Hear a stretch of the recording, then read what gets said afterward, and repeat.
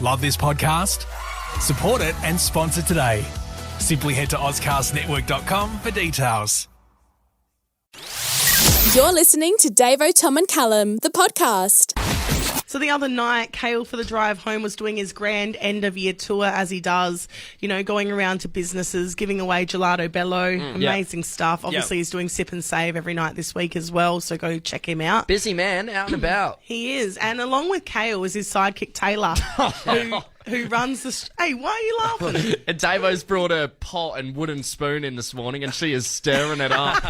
Got the witch's cauldron there. Sidekick Taylor, she's going to hate that. No, you didn't need to pay attention to it, did you? Nah, she's running the street team, so she's there giving it heaps as well, And Cale was broadcasting live. Yeah. And while he was broadcasting, it was like peak hour of this thing. Everyone's walking up, wanting to spin the wheel, wanting to say g'day, all of that stuff. Want some ice cream. It's quite busy at this point. I mean, it's all hands on deck. You have to be pretty attentive to everyone coming up, wanting a bit of food. So no diddly-daddling. No, absolutely. And Taylor went missing. So Cale goes, hang on, whereabouts is Taylor for the workday? Yeah. Cale for the drive home said, where's Taylor for the workday? And he goes walking through the shopping mall and he's looking in shop. Where is she? What's she doing?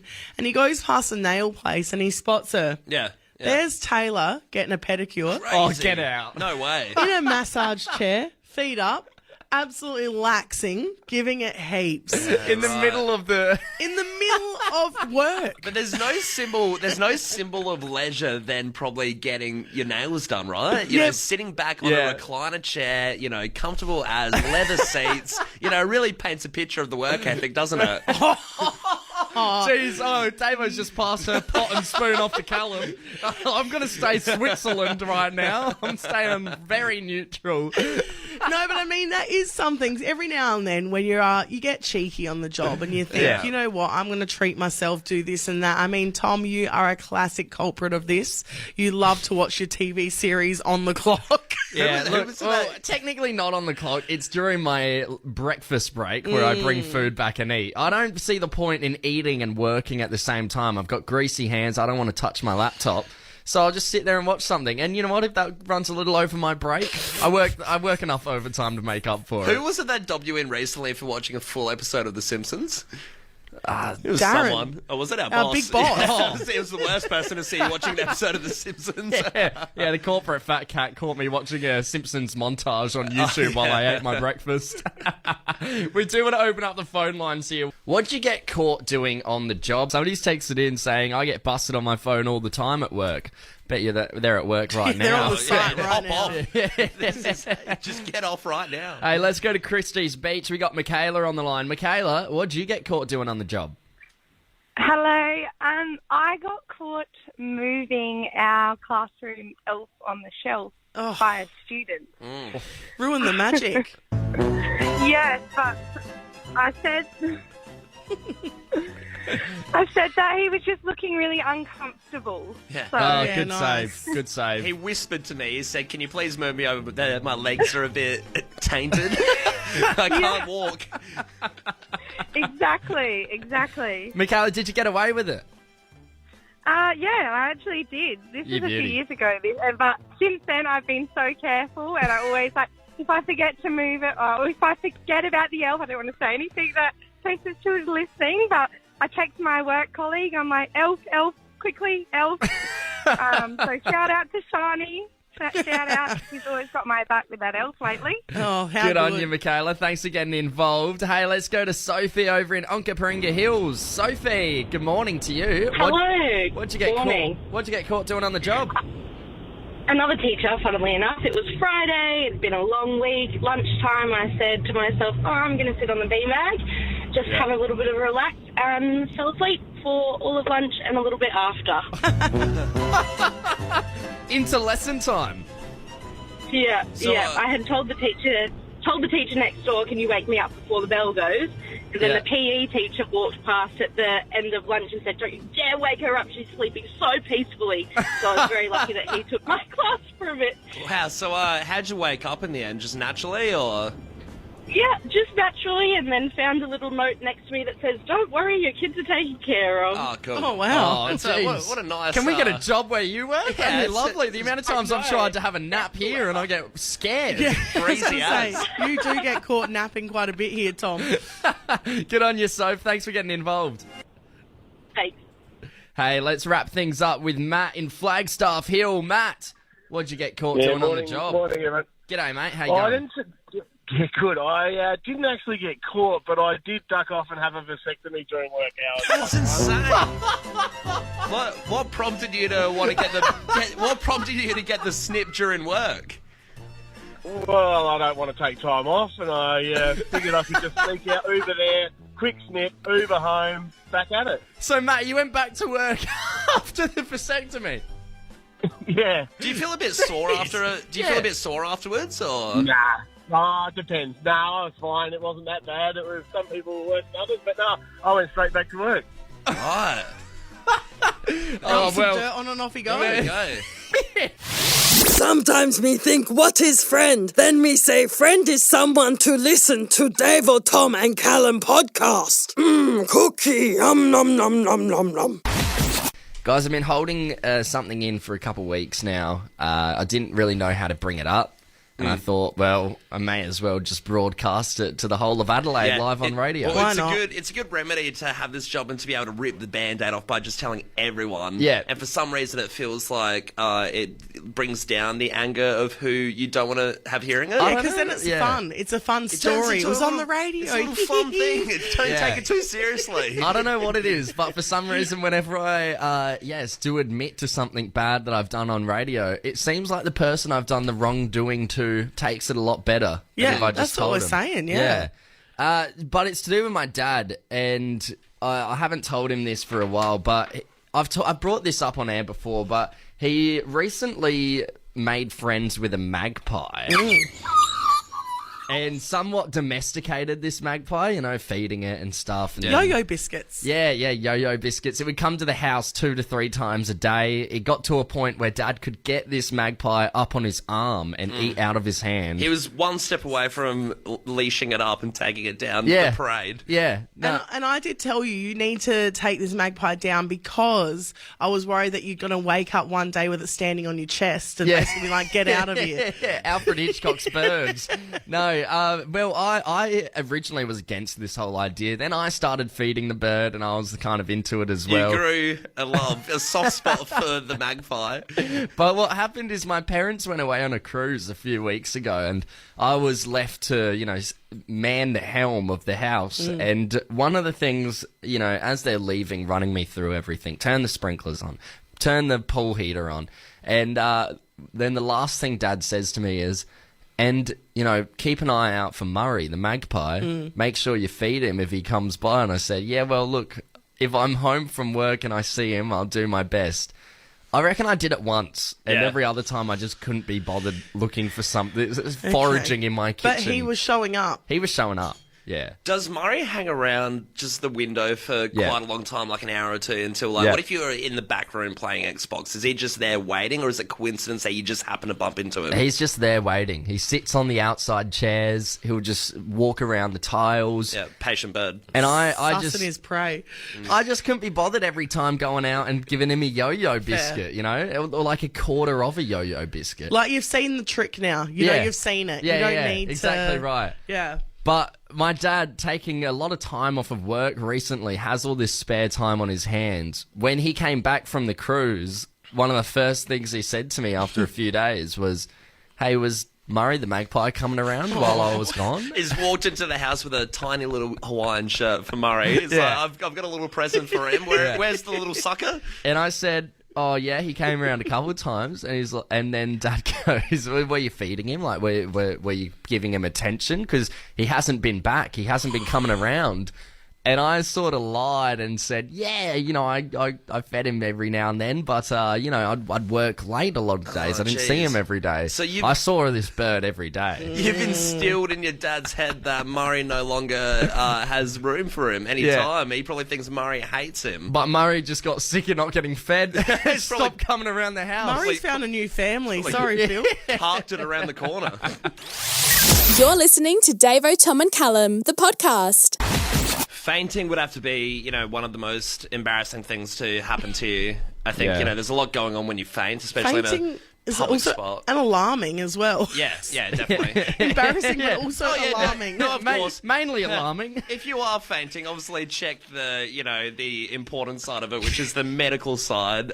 Don't worry so much about the embarrassment, but of course that is a byproduct of fainting. That, if it's around a group of people, it could be a little bit embarrassing. Everyone's looking at you. Especially if you are, okay. And it's just like a random faint and you're okay and it's around a group of people and suddenly everyone's worried about you. You're like, please stop worrying. I'm okay. People faint sometimes. It happens, And self-inflicted sometimes. You try and convince people and you think, it's not a big deal. But, it does happen sometimes. But one of the more embarrassing ones happened to a mate of mine, Yanni.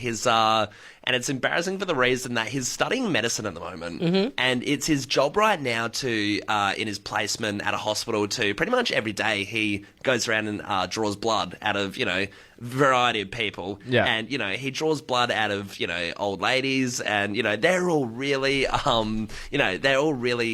strong and just able to be like, oh, just put it in my veins, take it. Yeah, and they're used to it. They're very strong-willed and, none of them are fainting or anything. But then he was telling me the other day how embarrassed that he was, that he went for a blood test and I reckon he only got up to 3 mils or something. And nothing at all compared to, what he's taking out of these 90-year-old people. Yeah. And he collapses. He just faints in the seat and he's like, oh, I'm going down. And then the lady who's taking his blood asks, so what do you do for a living? He's like, oh, I'm studying to be a doctor. I kind of take blood from people every day. Yeah, right. So what, has he just never really had blood taken from him? I think before? he hates blood. Which is a real bad position to be in. It's not even the needle, it's the sight of blood that causes him to faint. It's one of those ones where it's like, gee, man, you're in your 4th year of medicine and you're realising it now that blood might not be your forte. But, he does actually seem to be able to do it to other people. But as soon as the needle's in his arm, he goes a bit limp. Yeah, it goes a bit loopy. Yeah, awful. Fainting, that is an embarrassing time to faint as well, especially because he's studying medicine. When did you faint, Adelaide? It doesn't even have to be you. When did somebody around you faint? Tell us a story. I mean, Callum, there was the time a few months ago where we went to a friend's house for a barbecue, and it was a very family-orientated event. It was on a Sunday. It was a hot day. Callum was a bit seedy from the night before. To say the least. Keep in mind as well, if you were to paint the picture of this barbecue, like we said, it was kind of the friends who it was were a little bit older. They were in their 30s, so it was a very family kind of event. There were a bunch of little babies. There were babies running around. People brought their dogs. And it was on a nice Sunday, where it's not intended to be rowdy in the slightest. Yeah, and I reckon we were there for all of maybe an hour. And Callum's like, I'm just going to get some water. He gets up, and I watch his legs get lower and lower to the ground until he passes walking out. like Captain Jack Sparrow. And then all I hear in my head is the faint screams and people being like, oh my God, what is he doing? Got circulated around the party a little bit. And then I had to carry him to the bathroom where he promptly fell asleep. Bodyguard style. Well, apparently I fell asleep. Tom's dragged me to the toilet, trying not to make a scene. And I just started snoring in his arms. Trying not to make a scene. The scene had been made. Now, we got a few texts come through. Somebody, Jess from O'Sullivan Beach has texted in here saying, hey guys, I was playing T-ball at school, somehow hit my elbow with the metal bat and fainted on first base. Not good. Jeez. What about this one here? It says, I fainted when my wife was having her teeth pulled out. Strange thing is on TV. I'm fine with seeing it, but this was just something else. I think that would What be kind of TV shows are you watching? Yeah. And also, why are you in the room while your wife is getting her teeth pulled out? It's just an odd scenario, isn't it? It just feels odd. That is I don't think anyone would be that good watching someone's teeth getting pulled out. No, I couldn't do it. Hey, we're going to cross over to Paralawi. We've got Vanessa on the line. Vanessa, good morning. When did you faint? Good morning. It was about my daughter. She was studying to be a midwife. Yep. And quite easily goes in, helps with the birth, watch cesareans. Her first epidural, the needle comes out, bang, hits the deck. Ooh. Right. Okay. I mean, they are massive needles, the epidural. Yeah. Would be very confronting. Was it just more the sight of how big the needle was before it actually went in? To this day, she says that she didn't have enough food in her belly, that she was just very nauseated from that. But, nobody likes needles. No. I mean, is she okay with the big epidural needles now? Oh, yeah, 4 years on, she gives the needles. She does everything now. Yeah, good on her. Good on her. Hey, thanks for getting involved, Vanessa. Appreciate it.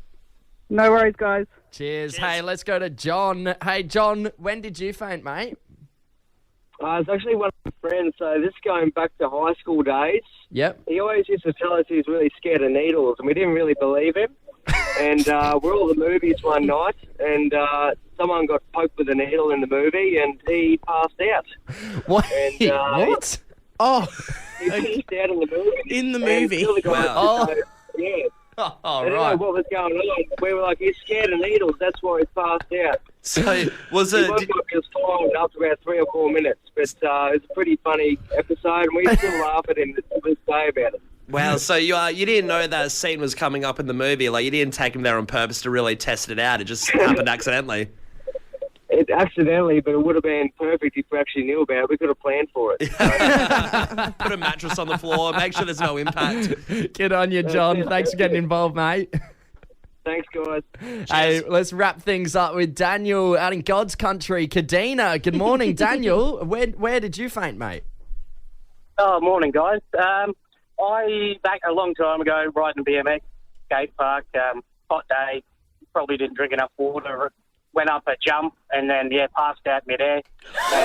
Probably midair. 3 metres probably up in the air, hit the ground, concrete, right. head first, and then, And, were you wearing a helmet? I wasn't, actually, no. Oh, my gosh. Were you okay, Daniel? I was okay. I thought I was okay. I hopped in the car, drove home. Headache wasn't going away, and I knocked on the neighbour's door and said, "Hey, can you take me to the hospital?" And went to the hospital, and turns out I had mild to serious concussion and spent a couple hours in the hospital. Yeah, jeez. Hey, gosh. Daniel, did you keep BMXing after that? I did, yeah. I wore a helmet from Good there on. stuff. Mate, nothing will stop you from the shred. First rule of the Davo, Tom and Callum podcast is you don't talk about the Davo, Tom and Callum podcast. The second rule of the Davo, Tom and Callum podcast is you don't talk about the Davo, Tom and Callum podcast. Jeez, the Daily Mail has come out with an excellent article yet again, just blowing us away with some incredible journalism. Thank God. Finally, some good journalism here on the show. So we've got this here, and it's the title of the article is I'm a food safety expert, and here's what you can still eat, even if it's mouldy. God, I'd hate to be this person's spouse. Just the person loading up the fridge, what's with the mouldy capsicum? It's fine. Mouldy drywall is fine. Just everything in your house looks vile. Shut up, Janine. I'm testing it for my article. But you're green. It's clearly not working. So basically, it's the thing with this article, and it has given me the irrits, is that it said here's what you can eat, but then an article starts and it's just everything you can't eat. Yeah, right. Before we get into it as well, even if you can eat these mouldy foods, are you going to go out and still eat them if they're mouldy? No, because you're I not feel gonna- like it's God, going to no. put you off, No, right? and you're not going to do it in public or with people watching you, just smashing a mouldy piece of fruit. You would not do that in front of someone else. Your bread's a bit mouldy, mate. No, don't worry. The Daily Mail said it's okay. So apparently there's heaps of foods that if there's a bit of mould on there, you can just chop it off and it's all good. But it says do not do that with bread, all right? So don't do it with bread. So Right, you can't okay. eat bread when it's mouldy. Thank you, Daily Mail. It also says avoid mouldy grains, nuts and apples. So you can't eat grains, nuts and apples. Right, okay. It's dangerous. It's So a lot of things we can't eat so far. I'm looking for something we can. Rice, no good. Don't eat mouldy rice. Don't eat mouldy. Okay, So all all of right. this is pretty self-explanatory because I don't think there'd be many people thinking, geez, these foods are acceptable to eat mouldy, and they're being shell-shocked right now by the article. Another one here, it says avoid mouldy soft cheese, berries and bread, as we said, already been through that. All right, don't more mouldy foods not to eat. Still looking for something you can eat that is safe. Oh, here we go. Some cheeses are safe. Yeah, Some right. cheeses. Like blue cheese. Yeah, right. So Yeah. cheese that's meant to be mouldy to eat it is okay to eat. Okay, well, we knew that. What else can we eat that's mouldy, Davo? That's it. You're listening to Davo, Tom and Callum, the podcast. There's certain names that, really go under the radar for a while until they're made popular by, a celebrity or... Pop culture. Yeah, pop culture. And then your name is all of a sudden synonymous with that kind of person. And it happens all the time. And one of the more funny ones I've seen recently is the girl I'm talking to, her friend. She is what? It's nice. I have to give context. Anyway to get that it's in. It's not a slipping in. It just would have holes in the story if I didn't mention it. Yeah, the girl I'm talking to. It's no big deal. I don't She have to really say it likes next me. time. I don't have to say it next time, and I won't. If it's gonna be like this every time, I just won't say it. I'm a bit of a big deal, So, flexes his muscles as he did it. Anyway, okay. Fist bumps all round. Sorry, so the girl you're talking to. Yeah. So her friend is I found out that her dad, right? He has obviously his name, it probably comes from some sort of ethnic kind of background. I'm assuming, European or whatever. Sure. And then I'm thinking this name has really, really got attached to someone very big, a very big character. His name is Bane. No one cared who I was till I put on the mask. If I pull that off, will you die? It would be extremely painful. So when I found out his name was Bane, I was like, what the hell? Because I'm sure the guy is lovely, and I've heard he's like the nicest dude ever, but as soon as someone You're just is called... worried he's going to pick you up and break your back. Literally, like Batman. as soon as someone is called Bane nowadays, it's, Yeah, I mean, it's like, the name is kind of ruined, isn't it? Imagine trying to date that girl. You'd be worried, like you said, the dad's going to murder you on the spot. He's a mercenary. He lived in the dark. We want to open up the text line here. Was the name ruined by the movie, Adelaide? Somebody's texted in, the name Hannibal is ruined for me. Wow. LMAO. Can't say I've ever met a Hannibal. No. Well, there's to be that honest. actor. Hannibal, American Buress or whatever. Yeah, he's so great. Yeah. Hannibal, yeah. But obviously, you think about that other creep, Yeah, that's where my mind goes. The mask on. What about this text here? It says, I can't not think of Shrek's wife whenever I meet anyone called Fiona. It's so true. Yeah, that's a good one. I love this one here, and I actually had a school principal back in primary school with this name as well. My cousin's name is Bruno. When the movie came out, he couldn't escape people doing the accent whenever he's around. Yeah, right. And that would suck as well. I mean, such an eccentric character. This text in it says, Callum, do you worry about... Callum, do you worry you have ruined the name Callum for future generations? Well, no one's going to call their baby Callum now. I've squandered it for you. Retract your baby names. Someone said, Tom, do you think your name has been ruined by Thomas the Tank Engine as well? Ends it with a choo-choo, might I add. Absolutely not. Thomas the Tank Engine slaps. It got another text here. No word of a lie. I grew up with a guy, Alan Jones. Oh. He loved Indiana Jones so much he named his firstborn Indiana. Oh, well, that's So just his a crook. name is Indiana Jones. What a crook family. Just all of them. Also, wouldn't you think if his name's Alan Jones? I just think of that radio, the old radio, like the AM. Like talkback radio Alan Jones. Yeah, 100%. I'm absolutely enraged. Love this podcast?